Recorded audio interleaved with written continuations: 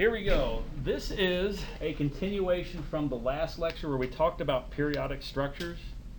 The key things to come away with that were the lattice vectors, the idea of a reciprocal lattice and a direct lattice, that the reciprocal lattice vectors are grating vectors. And remember what a grating vector is. It's in the direction that the permittivity is changing, and it has a magnitude 2 pi divided by the period of the change in the permittivity. Then, I think it was in a lecture before that, we talked about phase matching at an interface, where we had these index ellipsoids, we had a wave coming in and a wave coming out, and we tilted the wave until the phase matched up and we could figure out what direction it would refract. And that was called phase matching.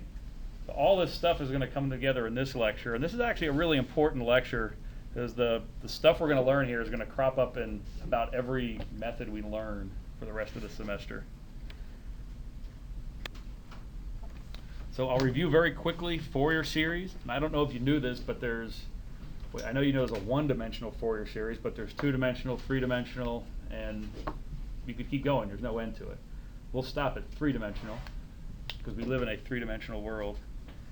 Then we're actually going to look at diffraction of a wave through something that's periodic and put some additional math to this and come up with something that we call the plane wave spectrum. And this actually comes up a lot.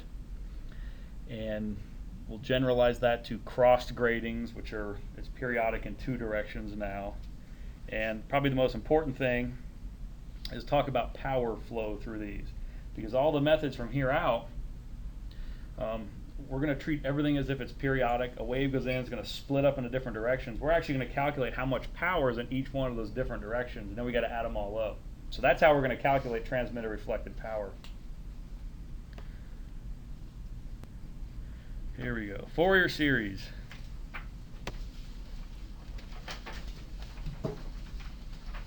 So in this class, we're not interested in the sine-cosine Fourier series, although there is some interesting things that can come out of that. Instead, we're going to generalize it a bit, and we're going to use the complex Fourier series, which hopefully you've all seen before.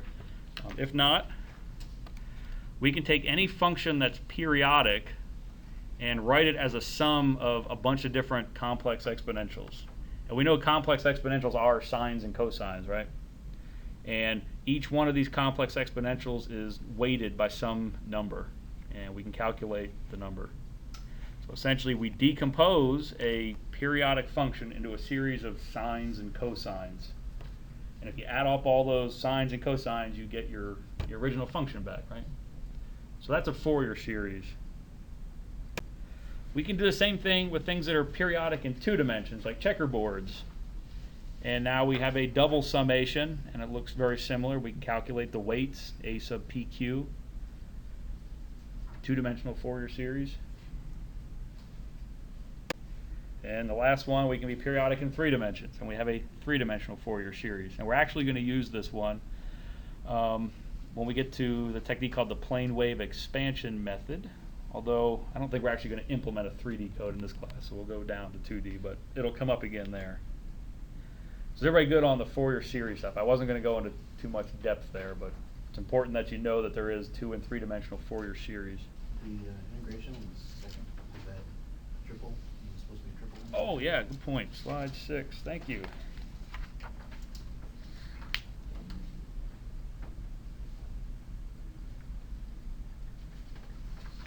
Thank you very much. That's the danger of copy-paste. Okay. On to the real stuff. We'll talk about diffraction from gratings. And you're going to see some slides that you've already seen. We have a wave passing through some kind of dielectric structure. Obviously, the wave slows down through this, and that part of the wavefront gets delayed. So we have this perturbation in the wavefront that resembles the shape of that object, is the point. So then here's the key thing we talked about last time. When a wave travels through something that's periodic, the field takes on the same periodicity as the structure that it's in. If it's passing through an array of hearts, that doesn't mean the field's going to look like hearts. It's just going to have the same spacing as the heart. So it only takes on the same symmetry, not the actual same look. Now, the different thing we're going to do with this today is we're going to show that when a waveform becomes periodic now, because it traveled through something periodic, we can decompose that into a Fourier series. And in fact, each term in that Fourier series is going to have the form of a plane wave traveling at a different angle. And so we're going to call that the plane wave spectrum, all these different discrete modes. And they have different discrete directions. It's not a smooth fan out. It's definite discrete directions. So, sorry, I'm starting over. We have something that's periodic, and anytime a wave is periodic, it's going to split into these multiple directions. So here I am showing a wave coming in. It hits a grating. As soon as it does that, the amplitude of that becomes periodic. And as soon as that happens, it really is this plane wave spectrum that we'll get to, but it reflects in multiple directions, and it transmits in multiple directions. And we're going to call these spatial harmonics. Now, the directions of these we can find very easily through this, what we call the grating equation. We have the refractive index on the top. We have this is another refractive index on the top. We have the sine of the angle of incidence. And then the sub m is the diffraction order, the 0, plus minus 1, plus minus 2. And so that'll be the angle of our mth diffracted mode. And so since we have any number of m, here's where the m comes in. And m is an integer, which goes from minus infinity to positive infinity, times wavelength over the period of the grating. So all these diffracted modes have different angles. Same equation now. The difference is now we're interested in a wave down here, so we put in the refractive index in the transmitted region. Everything else is the same. Just we changed and put in the different refractive index of whatever material we're in. So the thing is, we can calculate directions with this simple little analytical equation, but we can't answer how much power goes into each of those modes. All we can say is the direction that it goes. We have to go solve Maxwell's equations to figure out how much power goes into each of those. Does that make sense? Okay. And I'm not going to go through the derivation of the grating equation, but it's actually just the phase matching condition, and it's pretty easy to show that, but we won't get into that. Let me move this little block over so you can see the slide titles. So here is the effect of the period of the grating. On the left, we have a very, very fast grating relative to the wavelength. So it's really, really sub-wavelength grating. It's so sub-wavelength, it really can't even chop up the wave. So when a wave comes in, all it does is just go straight. It doesn't diffract at all. It doesn't split into these multiple modes. Well, if we stretch the period a little bit, at some point, we're going to start to see these diffracted modes appear. And they're going to appear first in this direction. And then they kind of come down as we stretch the period more and more. I have a movie of this that'll, I think, illustrate this. Here's just a summary of it. If we keep stretching it, now all of a sudden we're going to see diffracted modes being reflected. And if we keep stretching it, there's just more and more and more modes. But they're starting up here and walking down. And for very, very long period gratings, we get thousands of diffracted modes. If y'all remember that UTEP logo thing, that's a very long period grating, and you saw thousands of little tiny dots. If we tightened that up and had a much shorter period, you'd see many fewer dots, in fact.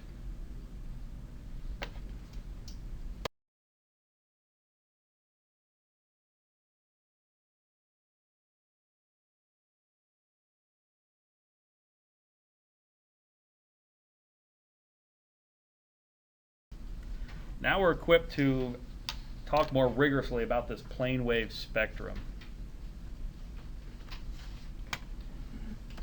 So we're convinced now we have a wave, it travels through something periodic, and in some way it takes on the same periodicity as the thing that it's in.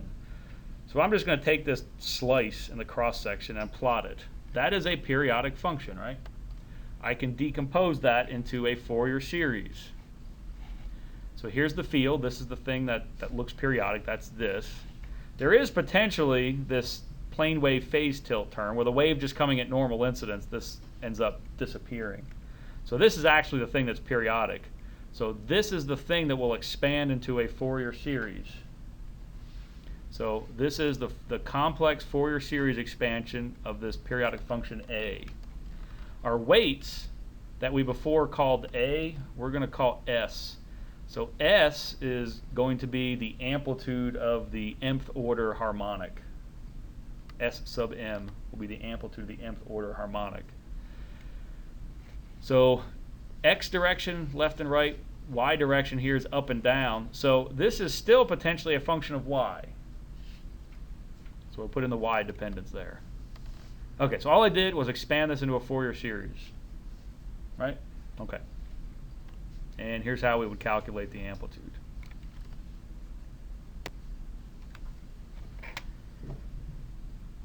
So we had a periodic function. We expanded into a Fourier series. And now what we're going to do is just rearrange some terms. We're going to bring this e to the j beta r into and combine these two exponentials. When we do that, this is only an x component. This has both an x and a y component. So we pull out the x component of it, put in this complex exponential, and then the remaining y component of e to the j beta y. So everybody follow that? So all we did was bring this complex exponential into this one. Now I'm going to define a term. I'm going to call it kx sub m. And it's just what's in here. Now I have e to the jkx m. So kx is going to be different for each of these harmonics. And then we still have our beta y. Well, we can now bring this into a single exponential that looks like a j k dot r, like over here. And this is the sum of a bunch of plane waves. So this is exactly the same form as a bunch of plane waves at different angles. So it's not even an analogy. It is exactly that. Any kind of periodic electric field, we can always decompose into a bunch of plane waves at different angles. And Fourier theory says that that has to be possible. So this isn't an analogy. That is reality. So that's why when a laser pointer goes through something periodic, and it chops it up in all these different plane waves. And if you go very far away, you can let those plane waves separate, and you'll see the separate dots. So in the UTEP logo, that's why you see the separate dots. Now up close to the thing, you wouldn't see the UTEP logo because all the plane waves are still overlapping. You got to sort of let them separate a little bit. Okay, everybody good?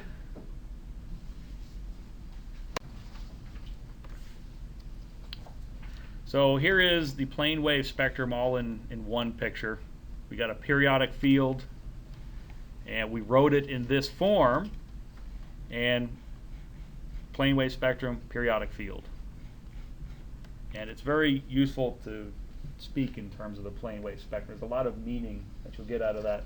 Later on, I'll step you through an example where it was actually me competing with an entire company, and we were modeling these really crazy photonic crystals, and they measured it, their transmittance on something called a Fourier transform infrared spectrometer, and they couldn't match the experimental results. They had no idea what was happening.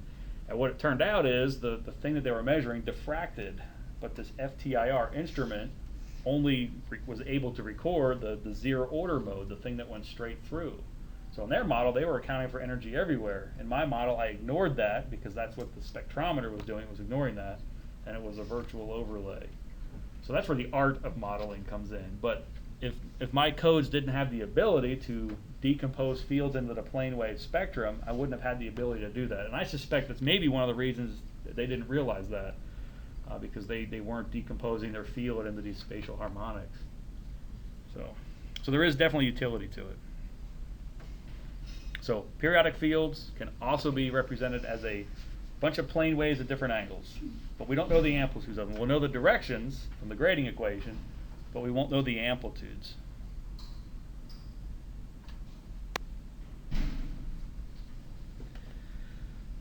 So we have a wave coming in, we have a grating of some sort, something that forces the field to become periodic.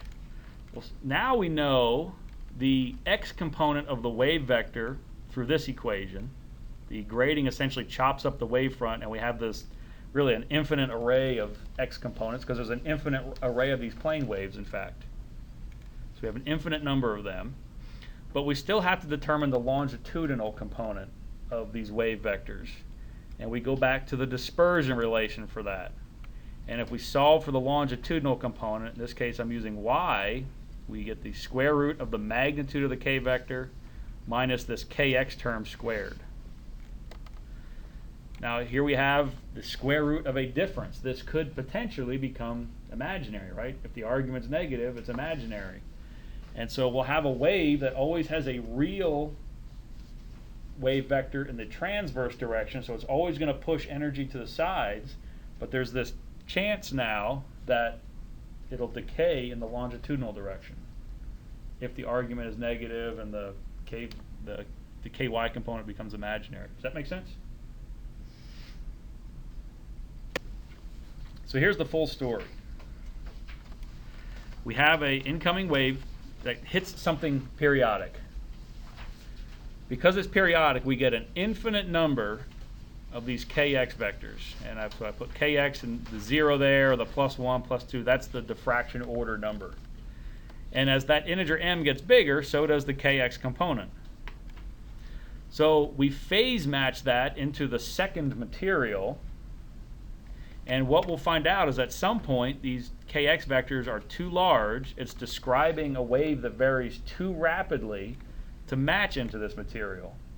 So at some point these become cut off. They're not propagating waves anymore. They're cut off. They're confined to the surface.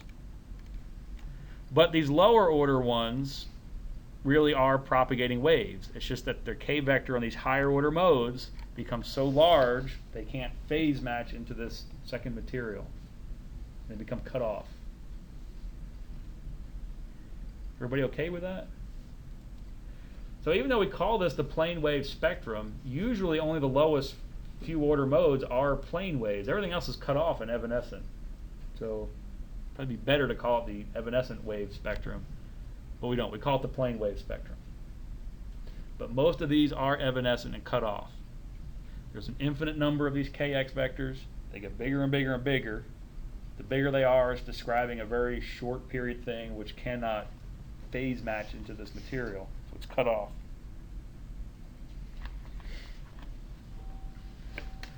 So how's everybody with that? Onward then. So here's the conclusions that I'd like you to come away with the plane wave spectrum. Fields in periodic materials take on the same periodicity as the thing that it's in. We can expand a periodic function into a Fourier series. Each term of the Fourier series is now a discrete thing, and it becomes a plane wave at a discrete angle. We have an infinite number of them, but they get bigger and bigger and bigger, the x components. At some point they can't phase match, and those higher order ones become evanescent. And it's usually only the first 3 or 4 that are actually plane waves. And so that's the story. How is everybody? I don't see any smiles about this. This is good stuff. So that is just from a one-dimensional grating. I want to generalize this to what we call crossed gratings. So we just talk about what in the literature they sometimes call a 1D grating because it has periodicity only in one dimension. Sometimes it's called a ruled grating. And this actually requires a two-dimensional simulation, a two-dimensional model to be able to calculate everything about that. If we move to what's called a 2D grating, because it's periodic in 2 dimensions now, we call it a cross grating, and to model this requires a 3D simulation. So there's the potential for confusion in words. A 1D grating requires a 2D model. 2D grating requires a 3D model. I try to avoid those terms because it's confusing. I just use ruled grating, crossed grating to avoid the confusion. But there's the words, and if you read the literature, you'll see that.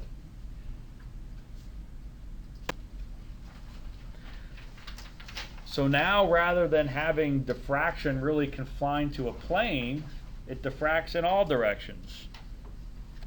So if we have an incoming wave, it hits something periodic, whatever that might be, it will transmit and reflect into a whole series of plane waves, all at different angles. But the same thing holds. The higher order ones will become evanescent. My artistic abilities start fading me there, and I can't draw them. So I draw them as plane waves, but in fact most of them are evanescent. Those higher order ones, the ones that are out from the middle. The other thing you want to keep in mind when you see pictures like this is that the waves themselves are not at physically different locations. They're plane waves and they're of infinite extent. So in fact they're all overlapping. It just becomes, you can't see it at that point. So I physically separate them so you can see all the plane waves at different angles.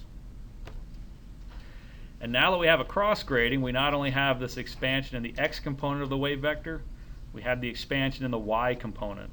So we'll have that transverse plane be the xy plane, and then the longitudinal direction be z now. So in order to calculate the wave vectors associated with all these, here's how I like to do it. I calculate the diffraction indices. So big M will be an array. Let's say this big NX is 11. M is going to go from -5 to +5. And we'll be counting for 11 harmonics in the x direction then. Up here I have, let's see, 1, 2, 3, 4, 5. So for this expansion I'm showing up here, big NX would be 5. And this big M would go -2, -1, 0, 1, 2. Passes through 0. And N's the same thing, but it's for the y direction now. Then we can calculate the Kx and Ky. These are now going to be 1D arrays. So Kx is only going to go along one axis. The Ky will only go along one axis. But we see we actually have a mesh grid of these things, right?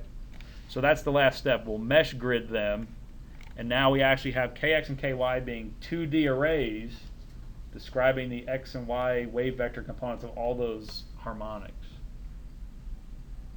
And we'll be using this when we get to rigorous coupled wave analysis. That's where we do the cross grading diffraction.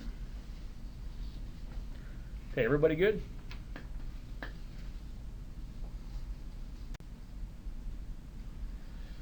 So here's what these look like in my mind anyway. When I'm thinking about the Kx mesh grid, this is really what that array would look like. We're talking about the wave vector components at every point, and since it's only the x component, they're always pointing in the same direction. Then the Ky components, it would look like this. And really when we put them together, we're looking at transverse wave vectors that look like this. So these are all pointing within the plane in all different directions, kind of fanning out from the middle, the zero order harmonic. So that's just how in my head I envision those mesh grid arrays. It's just the transverse wave vector component. It's just the wave vector along the parallel to the surface. So how do we calculate the longitudinal component? That comes from the dispersion relation again. Because the magnitude of K is fixed, we know two of its components, we can calculate the third. So we go to the dispersion relation to do that. And here's our two equations for calculating the longitudinal components. Now the reflection and transmission regions above and below your device can be in different materials, so we have to calculate them separately. And for those of you that got that far in the transfer matrix method, you did that.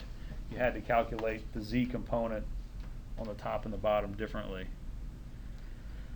So we calculate the transverse components on the previous slides. If we looked at the Z components in one of them, that's probably the best way to envision it. The center few are actually real, and those are the propagating waves. The rest are cut off. We still need to have them there and account for them, because they still say a lot about how the device is going to behave, but they're cut off. They don't actually propagate as waves. Everybody good?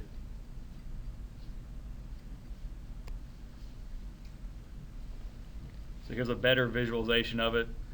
The upper left, we have the transverse components. On the right, we have what the Z component of the reflected wave vectors look like. Now, if we were to tie all this together, this would be a way to visualize the reflected modes. The center few are real propagating waves. The rest of these higher order diffracted modes are cut off. On the transmitted side, we're probably going into something with a higher refractive index, so a lot more modes are supported, a lot more diffracted modes, but at some point the rest are also cut off.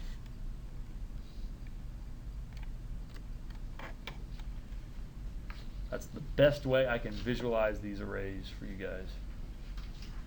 Any questions on that?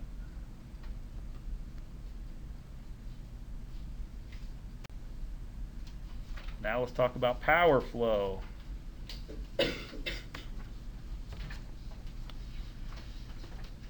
So power in electromagnetics is described by the Poynting vector, right? E cross H tells you the direction that power is flowing, and that's a cross product. E and H are vector quantities. So that's the time domain equation here. That's the instantaneous power flow. Well, a lot of times we're modeling this in the frequency domain. We're really interested in more of the average power flow, the RMS power flow, in which case it's E cross H, but we take the complex conjugate of the H, so we end up with a real number overall. 1/2 the real part of E cross the complex conjugate of H. So hopefully you saw that in electromagnetics. If not, you're seeing it now. So rather than keep writing R and omega, we'll just write it real compactly like this. But that is in the frequency domain, the average sort of RMS power flow. Is that familiar to most of you guys? Okay. You probably saw something similar in circuit theory. You had a V times I complex conjugate for calculating power. When we're calculating power flow, it's going to be outside the device. The materials are going to be linear, homogeneous, isotropic. E and H will be at 90 degrees with respect to each other, and also 90 degrees with respect to the Poynting vector. So they're going to all be orthogonal to each other, and we're going to use that. Since everything's orthogonal, the Poynting vector and the wave vector have to be in the same direction. They don't have the same magnitude because they're talking about different things, but they're in the same direction. Since they're in the same direction, then if I take the Poynting vector, divide by its magnitude, I have a unit vector in the direction the wave is moving. And I could do the same thing with k. I could take k, divide by its magnitude, I have another unit vector, and so these two sides have to be equal, right? So now what I can do is figure out what this cross product is. Since I know they're at 90 degrees with respect to each other, I know the magnitude of the cross product is going to be the product of their magnitudes separately. The magnitude of E times the magnitude of H. That will be the magnitude of the cross product because they're at 90 degrees with respect to each other. I also know the direction of the cross product. It's in the direction of K, or the Poynting vector or wave vector. So this cross product then has a magnitude and a direction. And that's how I go from here to here. So I've eliminated the actual cross product in there, and I can do that because E and H are perpendicular. Everybody's good, okay. Now we're going to eliminate one of the variables. And we could choose either or. In this case, I'm going to eliminate the magnetic field. But if we are talking about a plane wave, the magnitude of E and the magnitude of H are related through the material impedance.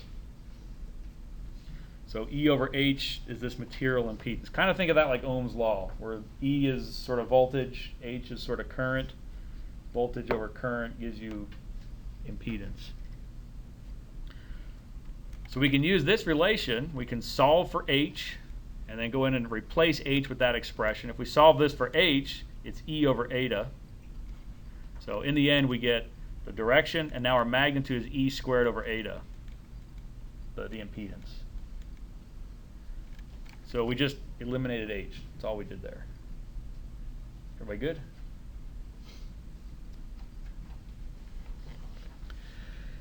So the Poynting vector can be at an angle.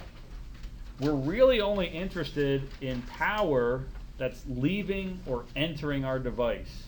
So we only want to listen to the Z component of it. We only want to listen to power that's moving up and down. If it's moving to the side, it's not leaving our device. So in terms of calculating transmission and reflection, we ignore that. We only listen to power going straight up and down. So we're only interested in the Z component of the Poynting vector. So This is the pointing vector we had from the last slide. If we only listen to the z component, it's no longer a vector, and we have this equation. Everybody good with that? No longer a vector. Because it is a vector, but we're only interested in the z component. So we're only proceeding with the z component, so we don't have to treat it as a vector anymore. Make no mistake, it is still a vector for sure. Everybody good?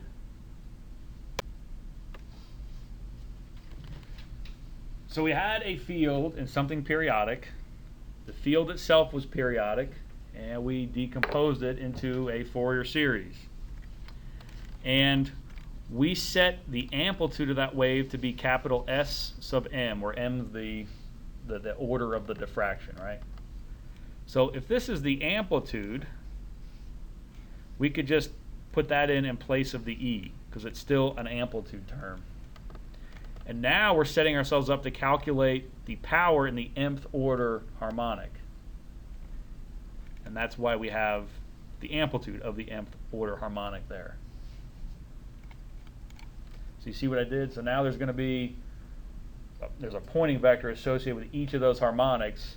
That's the z component of each of those harmonics.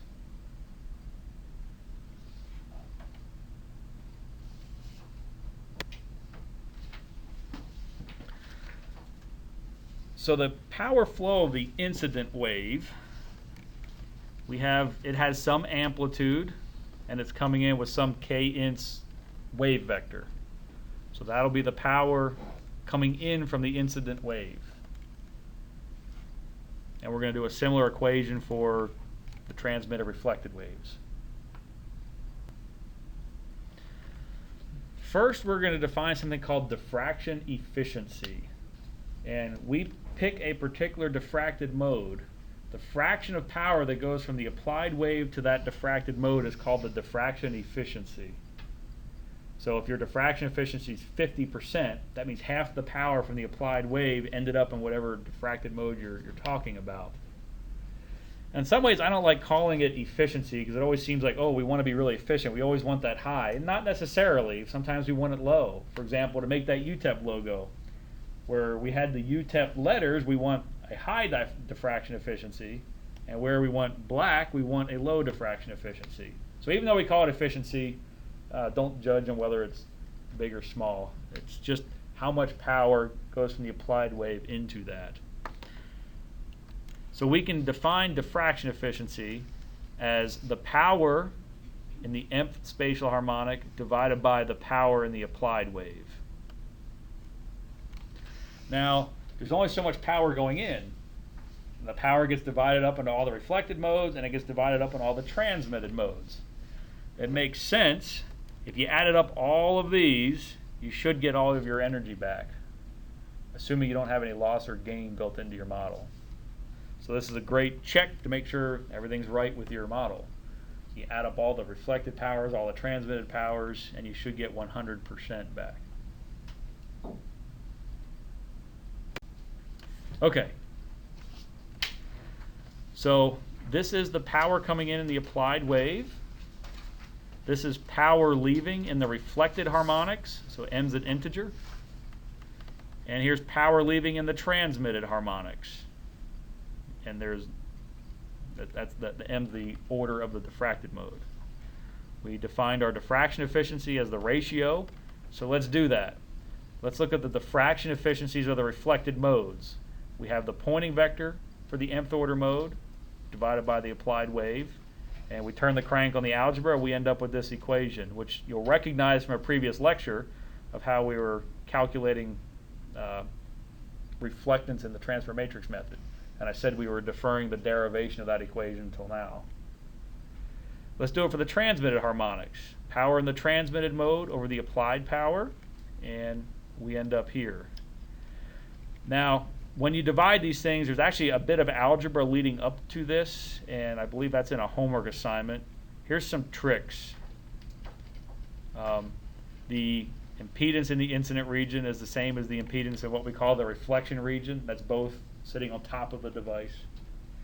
And remember that impedance is the square root of mu over epsilon. Remember properties like that.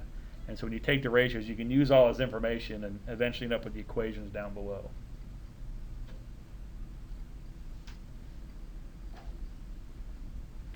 So any questions there? Do those equations seem weird? All right, onward then. So what we did was derive those diffraction efficiencies equations in terms of the electric fields. We could have done it the other way and derive it in terms of the magnetic fields, and we end up with the red equations at the bottom. The blue equations up top are what we just derived. If we went back to that one slide where we had E over H equals impedance, and we use that to eliminate H, we could have also used that to eliminate E and then proceed with H. And those are the diffraction efficiency equations we would have ended up with. Now sometimes when you model a device, you'll calculate the electric fields like you did for transfer matrix methods, so you'll use the blue equations here up top. Other times you'll be solving it in terms of the magnetic fields, and then you'd use the red equations down below. And the only difference is which one you eliminated at the beginning of the derivation. Everybody good? You guys feel like you could do that derivation? It's outlined here if you follow that. So.